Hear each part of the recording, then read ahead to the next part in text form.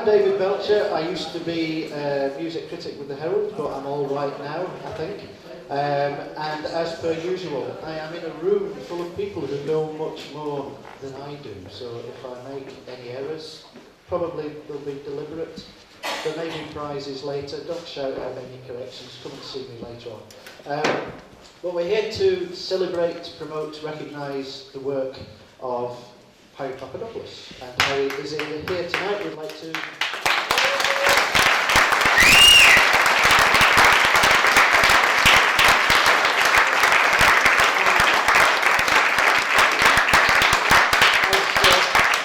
Everyone knows Harry was a staff photographer with Sounds towards the end of the 70s, start of the 80s, and he alerted London, Britain, the world to a unique gathering of Scottish bands. And the panel that we have is made up of a host of crucial groovers who were there when it happened, making it happen. And they put Scotland at the centre of a global musical map. As never before, perhaps as never again. Well, I'm going to introduce them. Davy Henderson, who is on your right, I think. Davy was in at the very beginning.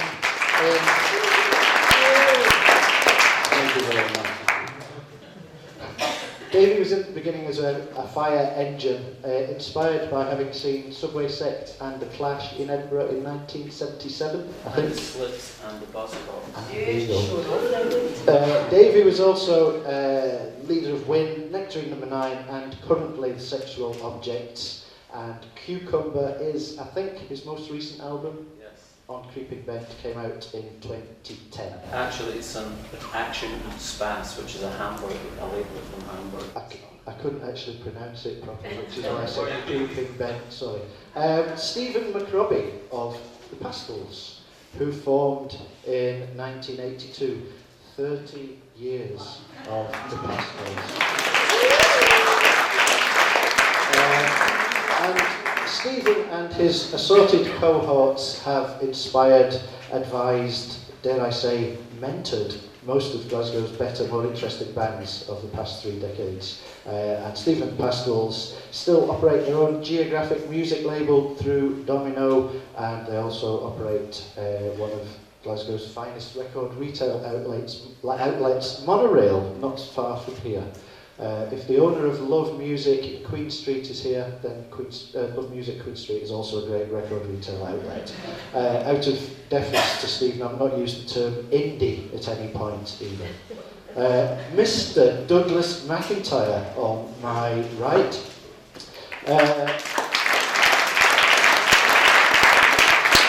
His first band were Article 58, way back probably about 30 years ago as well, and they used to rehearse in a chicken coop in Straven.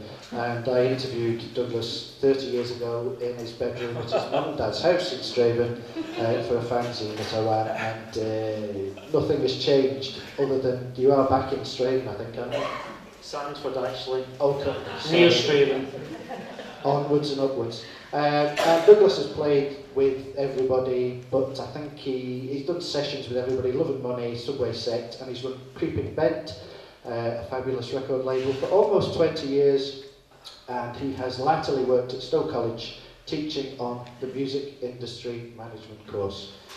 Libby McArthur. Libby, she can presently be experienced in her full televisual magnificence on BBC Scotland in the weekly TV soap River City, and she is currently Gina Hamilton, who used to be Gina Rossi. Indeed. I've not quite kept up with it. I'm sure you'll explain what happened if you want us to. But anyway, Libby has also been a stand-up comedian, but she began her performing life as the singer in the all-female band Sophisticated Boom Boom. Jacquie Bradley-Heeps.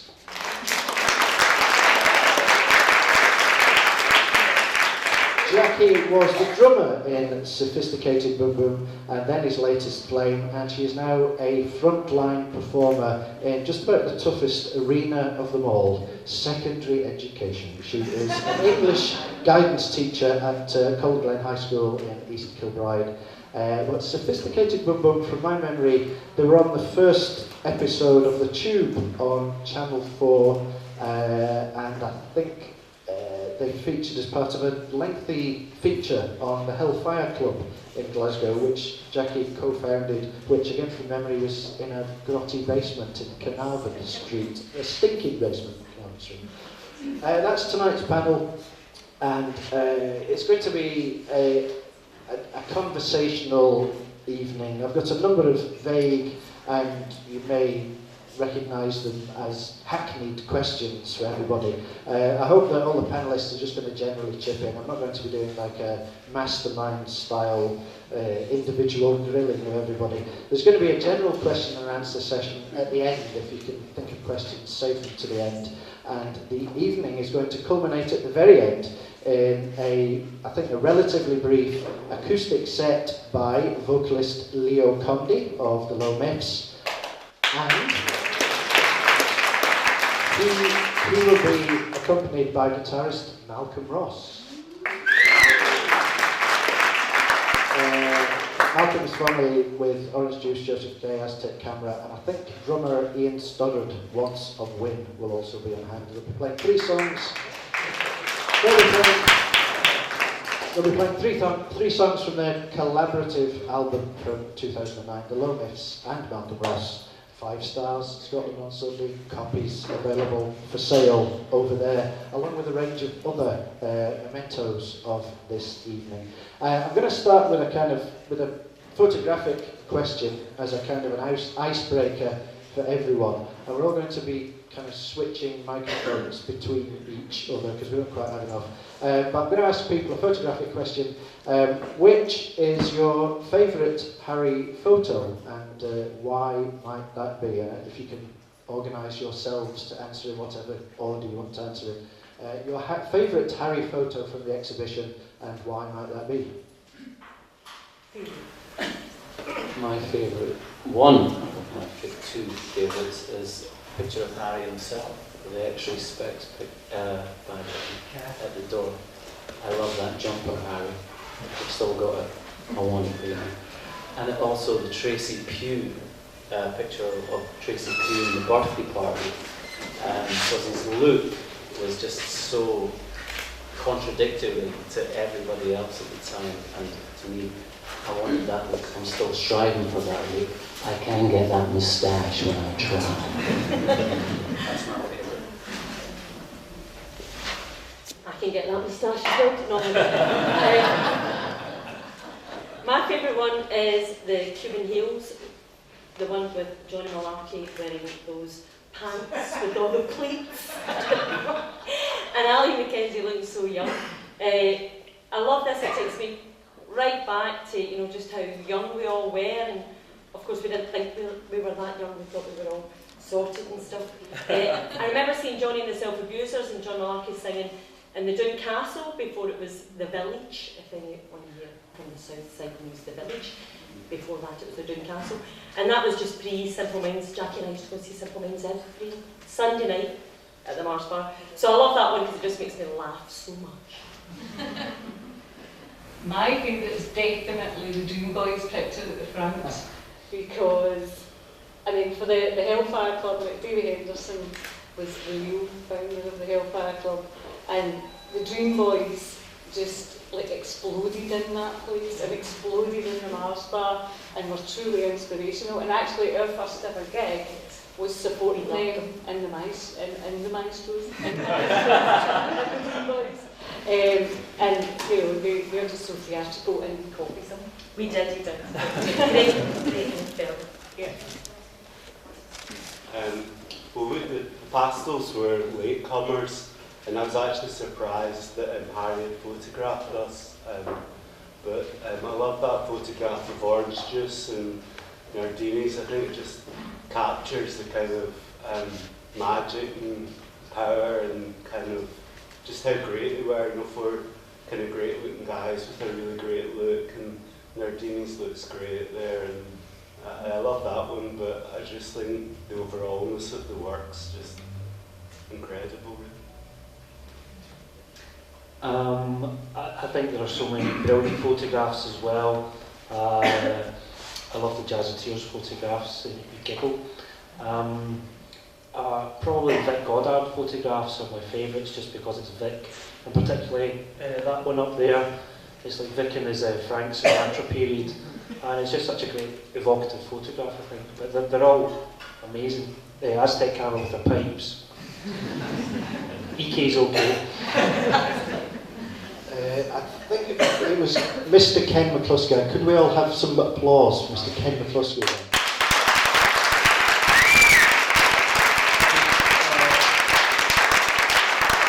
Because Ken laboured so long, so hard, there are hundreds upon hundreds of fabulous pictures that Harry did, and we can only have a small selection of them, but they're just terrific, terrific pictures. Anyway, the Scottish music scene, late 77, early 78, into the early 80s. If you weren't a plod rock, status quo kind of a band, was it quite a dispiriting kind of an era to try and be a musician in? Can I start off these musicians who surround me? You're talking about pre-punk? Well, no, punk and just after punk, because in Glasgow especially, there was a ban on live punk bands. The venues that you could play in, I think, seemed set up to blues bands. But you were very lucky in Edinburgh. You were very lucky in Edinburgh. Clouds in Edinburgh was just the venue. After the White Riot tour happened in the Playhouse, which was just astonishing. The 7th of May 1977, I was there with Murray from the Fire Engines. Most important day in my life ever, and still is. It informs everything that I've ever done since. Becoming a failure, as you know. But, Edinburgh was really great. There was also Tiffany's, the regular music, the cocaine-fueled hippies of Stockbridge used to put on a lot of dates on a Monday night there. But every weekend and Saturday, Friday night, Saturday night, sometimes Thursday nights, Richard Hellman Voidoids with the Clash. Richard Hellman Voidoids with the Clash, and the Kinnaman Dunfermline as well. Which, if you took enough dodos, you could run across the Forth Road Bridge and run back again. But no, it was incredibly inspiring. It made you actually try and find out how to actually play the game. You knew there was like-minded people around. That it was just burning. It was completely burning. There was the Scars, for a start, were just, I bumped into them after a Generation X gig. With Johnny and the Self-Abusers were supporting Generation X. Everybody thought Johnny and the Self-Abusers were the Sex Pistols. Because the Sex Pistols were going around anonymously at the time, or with pseudonyms. And the gig got banned at Clouds. And the fact that it got banned on a Friday night, people thought that was definitely Johnny and the Self-Abusers were the Pistols. But the promoter at the time, the sort of gulag, the get-up-and-go attitude of the promoter, he put the gig on at another venue that night and got buses together that night and bussed everybody out to Carlops Hotel, which is just in the outskirts of Edinburgh. But the Sex Pistols weren't playing, Jim Kerr and Johnny were. It wasn't the spirit in any sense at all. It was the fanzine mentality. It was people already put the fanzines together, and via the guys from the Scars, I heard that couldn't believe there was a record label to start, and I got Rad from the Scars back, Robert King, aka Stroach Charm, back on the bus, and we became firm friends, and he told me he was having a record out. He had a band, and this record label, Fast Product, were going to put his record, and I just couldn't believe there was a record company in Edinburgh. It was just fucking mind-blowing. That's what I got to say about that. So, it wasn't this spirit. Everybody felt it was an open door and everybody was ready to go. It wasn't as though everybody was trying to overcome handicaps. I think the situation in Glasgow was probably a bit different. We kind of came along slightly later than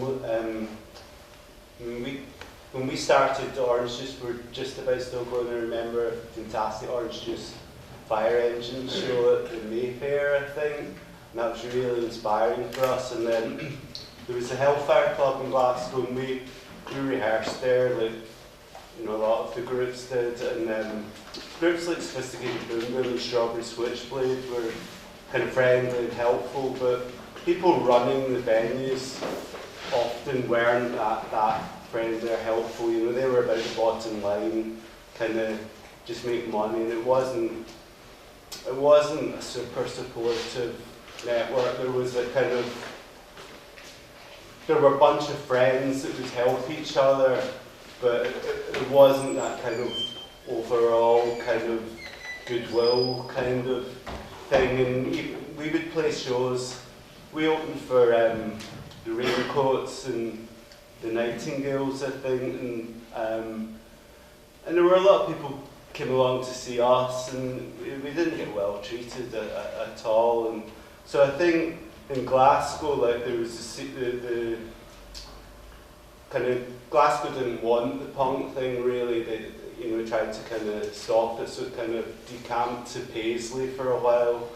But then by the time we were going, I think it kind of, I don't know, it didn't seem super vibey, you know, apart from, you know, other Davy Henderson and kind of a bunch of, you know, people that were kind of encouraging. Orange Juice were really encouraging. It's funny because I don't know, Libby, I don't think that was a... No, I think Jacquie and I must have been at the deadline.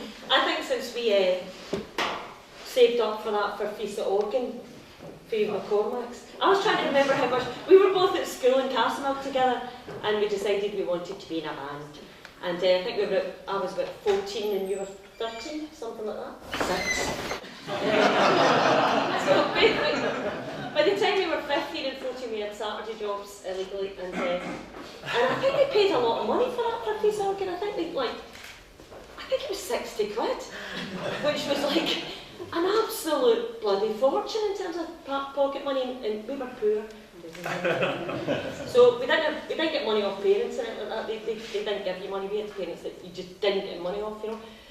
It seemed to us that basically nothing was going to stop us, and obviously our manager David Henderson put up with the guys that Stephen's talking about in terms of the gigs and all that. But what I remember at the time was the art school and all of us musicians were all as thick as thieves. The Griffin was, you know, louting with us all.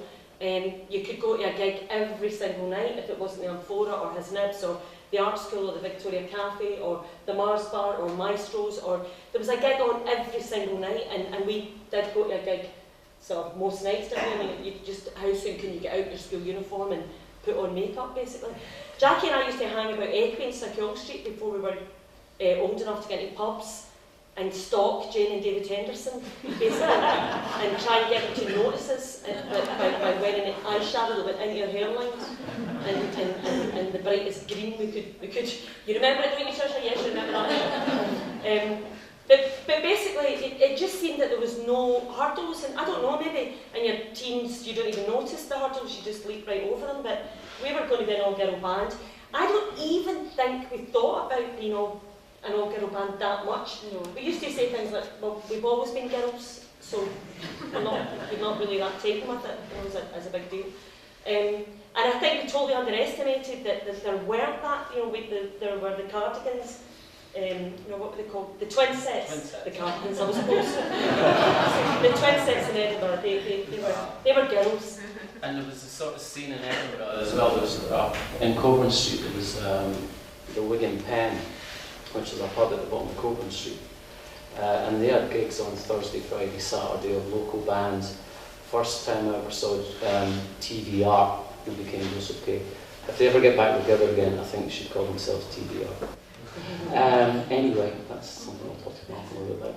But, and actually, totally, completely remember them playing, they played the whole in Marquee Moon. Well, not the album, but the fucking song, the flipping song. And it was like, these guys can actually play. And it was totally mind-blowing. To the point where we started fighting with them, and it's just like, I was in the sort of Scars gang and all that, and I remember Malcolm being very angry with me, and Gary McCormack, who later joined the Exploited, punching me. Anyway, there was definitely, obviously, a vibrant scene going on, and that was very early doors. That was like 1977 and a half, and that was local bands like the Scars, TVR. There was other bands like you had the sort of pseudo-punk bands, guys that always wanted to be in bands, who sort of could play a few chords, and they had names like Matt Vinyl and the Decorators. I've got songs like Working for the JCB, which was the Job Creation Board. Things like that. I mean, there was loads of clubs going on. There was, and there was, like I say, there was no. You could virtually go to a gig every night, definitely. But really local, not even big bands that were all doing the circuit by then. You know, like the bands that were on the label or that had been played on John Peel. There was like a totally happening like local scene, and everybody that had a tennis racket had a guitar. You know what I mean? And it was fuzzing and buzzing totally. There were loads of bands, there was a scene, but did you quickly get to a stage where you wanted to go further, to be more professional or more business, more career oriented, and that wasn't there? Or do you mean London when you say further? Well, because everyone means London necessarily, when they I say suppose so, yeah. But we were 2 weeks. It took us roughly 2 weeks from running into the room in the Hellfire Club, picking up drumsticks, picking up mics, guitars, and doing a people session. 2 weeks. I'm looking. And that was just luck. That was just time and place. We couldn't even play. I've never actually I definitely couldn't sing. I still can't. And then when Irene joined, James came out with the immortal lines, "That's all the world needs, another shite guitarist." Can I just say, Jimmy, we were huge fans of James Cameron. So yeah, there were no, it didn't even occur to us that because it was 2 weeks later, you know, we thought it was great, we thought it was quite exciting, but I suppose we didn't really think, oh my God, you're going to London. But it did start with being a fan. It did start with being a fan of great bands like, you know, James King Lone Wolves and the Dream Boys and the, you know, the Cuban Heels and going to see Simple Minds. You know, it was about, you know, feeling that there was something we wanted to belong to. You know, there was something we wanted to be part of. I mean, you know, when Aztec Camera started, you know, I mean, Roddy was just, they were extraordinarily fine, you know, and it was so inspiring at that point. I mean, it's a funny thing you think about, but we kind of never thought, oh, we shouldn't be doing this, you know. And Glasgow was exciting, you know. Nico's played Night Moves, you know. I mean, you know, we supported Echo and the Bunnymen at Tiffany's, and it was just something we just took our stride. We just thought, why not? It's great, we love it, and you know. I remember the Simple Minds sort of chasing the London thing, and the Cuban Heels having that sort of ambition as well. But the sort of homegrown Edinburgh, well, the Scars, I suppose, they had their thing out on Class Product as well by that time, Adultery and Horror Show. But the thing about the photographs as well, Harry's pictures is like, and the pictures we got taken, Peter Anderson worked for the NME, remember Peter? When you actually went down, I totally remember going down. It was the day after John Lennon got shot. Remember Angus Groovy, our manager, woke us up on Anna Hill. I was sleeping arse to arse with Russell, or John. It's like, woke us up and said, John Lennon's been killed. And it's like that. We woke up, got in the van with Joseph Kay, and drove down to London, and they were playing all the stations then. There was 4. We were playing John Lennon songs. Working Class Hero. They kept the fucking in Working Class Hero on Radio 2. Anyway, we arrived in London, and following night we played the Rock Garden. And the birthday party, we were at the gig. The guy from the Associate, the drummer John, who was Australian, he lived in Edinburgh. He brought the birthday party along to the gig. They'd just arrived in Britain, and we were supporting Joseph Kay. It was the 10th of December,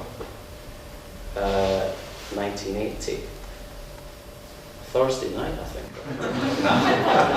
The next day, we got our photos taken by Peter Anderson, and we got interviewed by Paul Morley, and the following, the first edition of the NME in the new year, the fire engines were in it. And the thing about the press then as well, you've got to remember, it's completely different from what it is now. Like sound circulation and NME circulation was massive.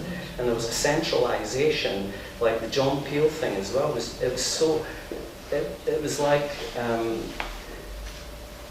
it was almost like sort of the BBC to me it was like almost like our psychological psychic Berlin Wall. I mean, anything that came on there, it seeped into everything, you know. And the fact after you got your pictures taken in the press, the power of getting your photographs taken and seeing it in print was fucking mind blowing. To the point it defined you after that. After that, that was like after that moment, and ever since then. In the morning when I wake up, I'm Davy Henderson from the fire engines. That's what happens, you know what I mean? When you are actually printed after that, it defines you, the contrast. And it gives your life contrast and definition, and that's not necessarily a good thing, but that's the power of print and the power of photographs, especially then. And it's slightly different now because of the decentralisation of everything and digital media. Everybody can publish their own photos online and all that. You can see yourself, and every single thing you do, every gig that you do with the objects goes up online. It's garbage, you know what I mean? It's like, it's out of your control, but the pictures you've got taken then, it's fantastic. I always just think it's lovely to see these photographs in Harry's back green of the fire engines, and that's what I think that I am in my mind. And that's the power of these photographs, the definition it gives. The rest of your life, man, the rest of your life. That's the power. Douglas, were you aware that the London media's interest in Scotland, Glasgow, Scottish bands, were you aware then that this was kind of unusual, or was it just something that, well, maybe Libby and Jacquie seemed to think, well, they didn't see it as being that out of the ordinary because they were in there very quickly? I mean, I kind of remember thinking that it would be great if punk somehow had some kind of positive influence in Scotland, because I thought it was pretty rubbish, any bands that came out of Glasgow, just immediately at punk time. But what happened was all these bands did come forth who had been influenced by punk. They didn't sound punk, like Orange Juice. It was contrary, you know, and it was really exciting. I think there was that classic NME issue with Edwin and Claire Grogan on the front cover, and it was a big centrepiece all about the flowers of Scotland, used flowers of Scotland or something like that. And I mentioned all the bands, and even all the kind of peripheral rubbishy bands like Article 58 were mentioned, and you know, in the Jazzeteers and stuff. But it suddenly gave this feeling that there's a really big thing happening, a big kind of movement. And I think it was only inevitable that commerce would want to snap up art ultimately. But you know, it was an amazing time, and I would have to say just Edinburgh to me was the focal point. We used to travel through to Edinburgh more. I remember seeing a gig there. It was like you know, Frank Sinatra tribute night, and it was the Scars who were kind of like our all-time heroes. Scars, Joseph Kay, the Associates, and the Fire Engines. And it was just incredible. You know, we were just kids, and it blows your mind, that stuff. So it was very exciting. That was a Thursday night as well. Can you give us a date though, the exact date? Is there ever going to be a time as unique for Scottish artists again, in whatever field they might be in? You've mentioned that, you know, the digital thing has made it easier for folk to get their stuff kind of out there, but it's unfocused. Nobody's that focused on it. There isn't, you know, there is no one media spotlight anymore. Did we live through a completely, totally unique period? Sorry, Stephen. No. I think at the time there was still this idea of it's not okay for a band to sing to its own nation. You know, if you really wanted to take yourself seriously, get out of town. That was still very much a thought, you know.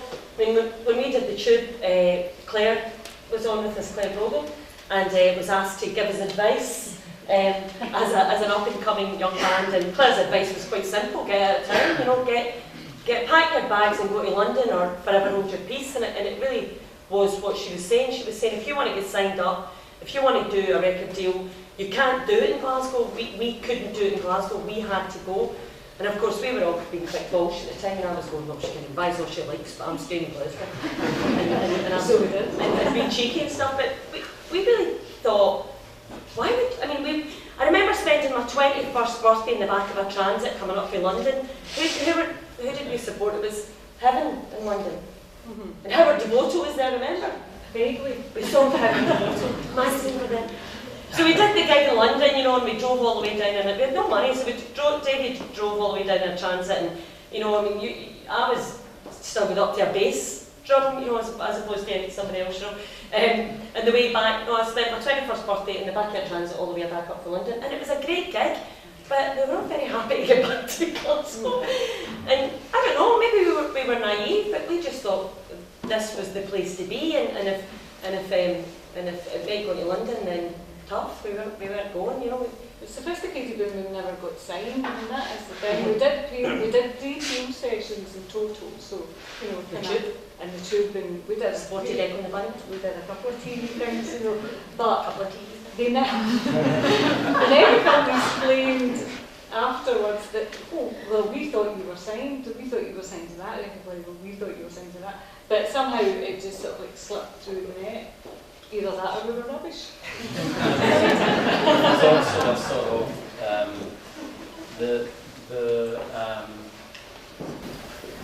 one, two. There is an SM50. Stick that in my bag with it.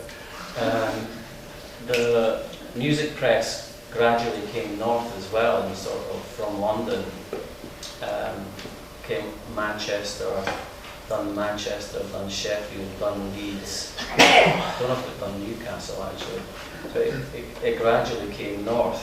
It can like to feed itself, and I think it just sort of that kind of all coincided with what was happening with the sound of Young Scotland, I suppose, It was just that sort of nature. But also going back, once you actually got defined by the press as well, it's like, it's a shark, baby. It's a big, big shark, and it fucks you up completely. Because it twists your head, and that's what it ultimately screwed the fire engines. You really take yourself too seriously and think you are as good as that picture. And I always really regret that we never carried on within ourselves and rejected all that shit. And not getting roasted by Harry, of course, but just all the press thing that you really do start saying, all right, we must be this, because Paul Hartley says we are this. I would really wish that we'd just taken 6 months, seemed like a really long time. 15 minutes was a long time. Just taking 6 months out and just to regroup and get our heads round and stay the course, and we probably would have been supporting the fall stuff. Anyway, that's just the press did come up, the London press came up and it was on the loop. I think London always wants to swallow everything up, and I think often wonder how it would have been if Orange Juice had stayed. I think James and Stephen wanted to. And eventually, that when they moved to London, the group split, and I just wonder, how the 80s might have been different in Glasgow if Orange Juice had stayed particularly. And there were probably Strawberry Switchblade were kind of maybe the group we were closest to, and they had something that was so kind of unique and brilliant, the sound of their voices, and they definitely got swallowed up by London. And I think there was the groups like us that were a bit younger, I think when we looked at it, it influenced us to an extent. We thought that we would stay in Glasgow because we felt that the groups that had been signed to major labels particularly had been compromised because they just hadn't. Orange Juice were in a strong position because they had a fan base, but other groups seem to just get, I don't know, they just, they weren't allowed to kind of develop in the kind of way they would have if they'd stayed in Glasgow and kind of worked with kind of some sympathetic kind of producers and everything, and so I think there was a real, this whole era is magical, and but then there was a real immediate kind of anticlimax, and I think the music in Glasgow I consider only became strong again when groups like Jesus and Mary Chain and Primal Scream and all that we're starting, and that was probably the next kind of interesting scene, and I just always wondered about in a way having the approval of kind of music. People like Dave McCulloch and Paul Martin were fantastic. They could just make things so exciting, as Davy was saying. But it was a bit of a double-edged sword, I think, for a lot of people. I think I'll invite some questions from a very knowledgeable audience. If anybody would like to, if you want to sort of just put your hand up and ask away. Or if you'd like to address your question to whichever panellist you might want to speak to. I think he's very shy. Well, I've got one more question for the ladies. You've said that you were an all-girl band because you were just all girls. So you weren't really making any sort of feminist statement, or... Because I know, Libby, that we've spoken a little bit earlier on, and you said that you were sometimes criticised for not presenting yourself in as stereotypically sexy way, not dressing. Well, yeah, I was quite often taken aside and told I wasn't sexy enough for a singer. I had to dress differently, and there was one girl in particular who, when she was telling me this, had on a dress that was kind of laced across the front, but started as wide as this. She was just basically saying, as an all-girl band, it was silly that I didn't take advantage of the fact that I was young and beautiful then, and I should sort of just get a better kit, basically. And I think one of the things that was really lovely for us in Sophisticated Boom Boom is we all loved, Sensational Alex Harvey bands, and we all understood that we were Bowie fans, and there was this kind of thing of the theatricalness of being in a band was something that really appealed to us, and we loved to dress up, and the sillier the better, and I used to wear the most ridiculous outfits. In fact, Jill from Strawberry Switchblade, her and my brother had been going out for like 100 years, and Peter was I don't know if you remember Peter McArthur, but he was a great photographer and did loads of great photos then as well. But Jill used to make me clothes sometimes, and at one point we were playing the Playhouse, and John Peel was DJing. Do you remember that? He was the DJ. And Jill made me an outfit for the special occasion, which was a day-glow pink mini dress with a big fur fabric spider on it, with googly eyes and big gloves on four, and big boots on the other four appendages, and a web that went over, and a big ball, So I had that great moment, and I had like Tam Shepherd spiders all through my fishnets, and spiders hanging from my ears. So that was the kind of influence to it. And I had that great moment where I was able to go, Jacquie on drums, louder on bass, spider on dress. But I hopefully the band were happy with that I used to wear the most ridiculous outfits, just swimming costumes and tacky boots, and I was thin then.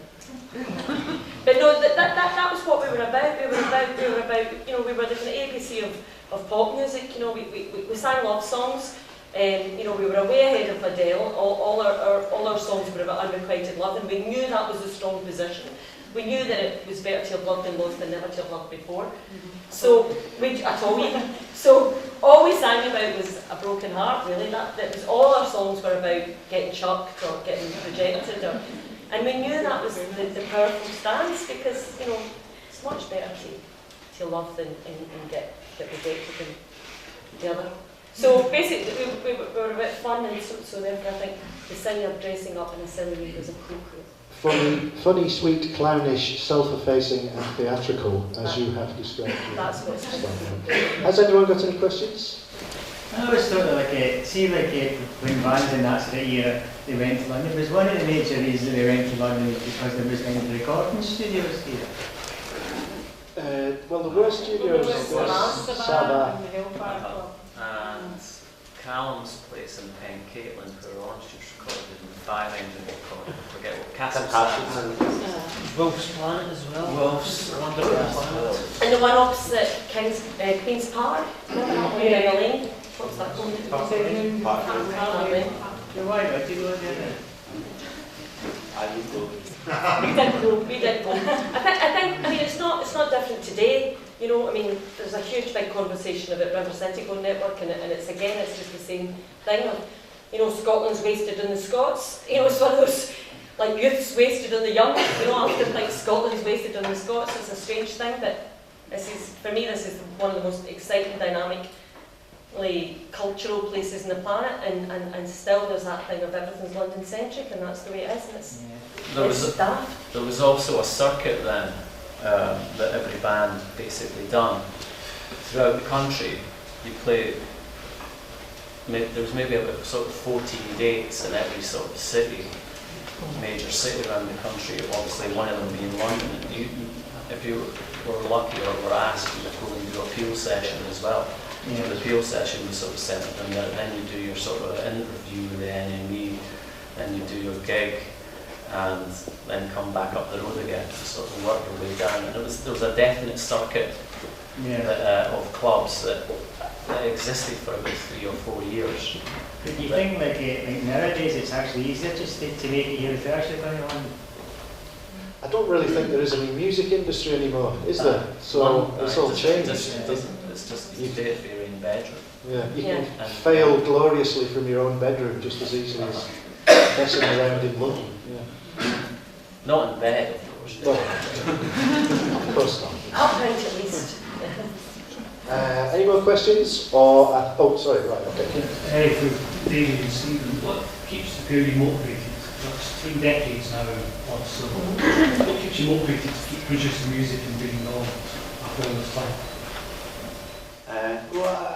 To me, I love playing in a group, but I think it's just a brilliant thing, just plugging in and kind of the excitement of not knowing what's going to happen next, and I like the community of playing in a group, and just like it's a creative thing, you know, and if I get fed up with it, I just leave it, you know, and it's not, I don't see it as a career particularly, it's just see it as something that I want to do. That's exactly how I feel. Just feel really compelled to make things up. It's certainly not a career. My boots, I got them in 1988. Still wearing them, baby. It was a Thursday as well, actually. Navy stores in King's Cross. November the 7th, I think it was. They're just completely compelled to make things up, trying to make better records than the one you made before, and trying to sing better, just trying to make things up better, just still completely excited about music. It just switches me on, and as does life basically, but compelled to try and make tunes and sort of really, at some point I won't be able to play the guitar properly. Live! I mean, I think one of the great things now, when you're having people like Stephen and Monorail, there's a real support. And it's kind of like probably what Stephen was alluding to when he said, you know, after Postcard a lot of people did get into London. I for one certainly hitched my skirt and booked myself down in London, and it was a horrible experience. I came back up the road rather quickly. But nowadays there's people like Stephen, there's a guy called John Williamson who manages Bell and Sebastian, and there's a real network, and if you look at all the bands that have come through that scene, there's very much a self-determination. People don't really feel the need to go to London, and all the people that are involved in that, there's not a careerist ethic. I think they're just doing it because they like plugging in, hearing the electricity, and that's great. That's why I think the music's generally really good from up here, generally. Any other questions? Yeah. What's your favourite venue? The Aki's Club. That is the correct answer. Mr. Henry is a promoter at the Jackie's Club. Any other venues? Well, I mean, when Glasgow, Punk was banned in Glasgow, so there were no gigs, and me and my chum lived out in Straven and with the band Article 50, we used to go to the Bungalow bar in Paisley, which is where all the bands had to play, and you would just go and see whoever was playing. So we would literally, he was older than me, could drive, so we used to go through the, 3 nights a week, 4 nights a week. There were bands on almost every night. So I also have fond memories of the Bungalow bar, and seeing the Orange Juice and the Scars, bands like that there. It was great. Yeah, I think for us, this whole kind of moment in time that's captured in the show was really, really inspiring, and I think in a way, 'cause we were young then, we were just surprised at how quickly it all kind of blew out, and then but I mean we definitely, everyone, all the groups that I consider our contemporaries, which were kind of Jesus and Mary Chain, Proud Scream, all that, we all loved Orange Juice and the Fire Engines, and it was so inspiring for us, and it's great.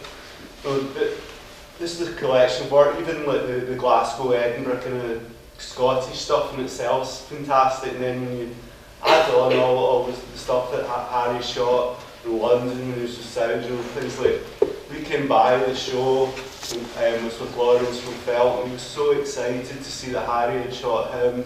There's people like Lizzie Mercier, Declue, and A Sudden Sway. It's just, it's such an inspiring kind of moment of time. So in a way, when we kind of got up to speed, we were inspired by this. We wanted to do something that was as exciting as this was to us, I think the other thing that was going on, which we haven't mentioned, was the record shops. There was graffiti. That's when the bus left to go to the Bungalow bar, the Silver Threads, and there was that kind of thing of, on a Saturday, if you went into certain record shops, you knew you'd meet your crew there. You'd meet your. Jacquie and I worked in the East End version of Bruce's record shops. We worked in Bruce's Duke Street in the East End, which wasn't so heavily populated with cool people as the city centre one, apart from us. But there was that element of as well as just kind of hanging about the shop, I was to say in Edinburgh, it was Coburn Street, and there was Bruce's record shop in Rose Street. The Stockbridge hippies as well.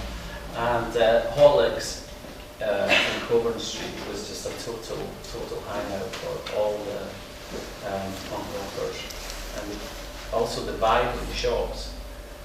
That's when you listen to your record. You could go in and just sit and listen to records on headphones as well. It was almost like a sort of club, you know what I mean?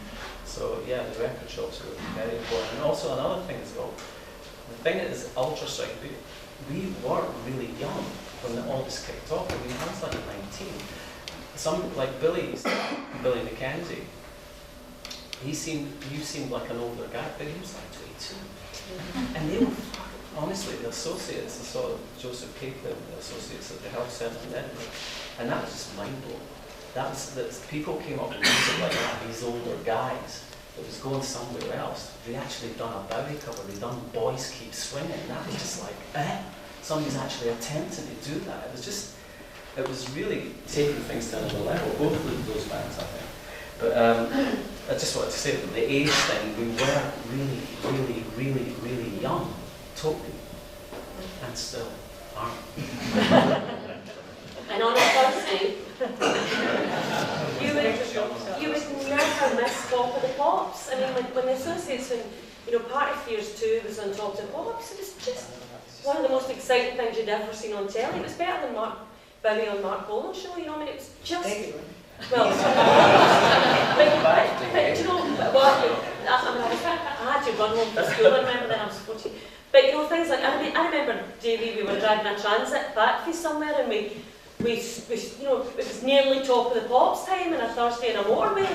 We took a big detour because they thought missing Top of the Pops was just a complete no-no, and so it was like off the motorway, and we were about to knock on someone's door because it was Thursday and it was Top of the Pops. You just wouldn't miss it. And what was so exciting was you might know the person on it. Imagine watching Top of the Pops and actually someone on it was somebody you knew. So exciting. we have heard from 5 people who palpably remain just as much as inspired now as they were then by a very special era. And I'd like you to thank you.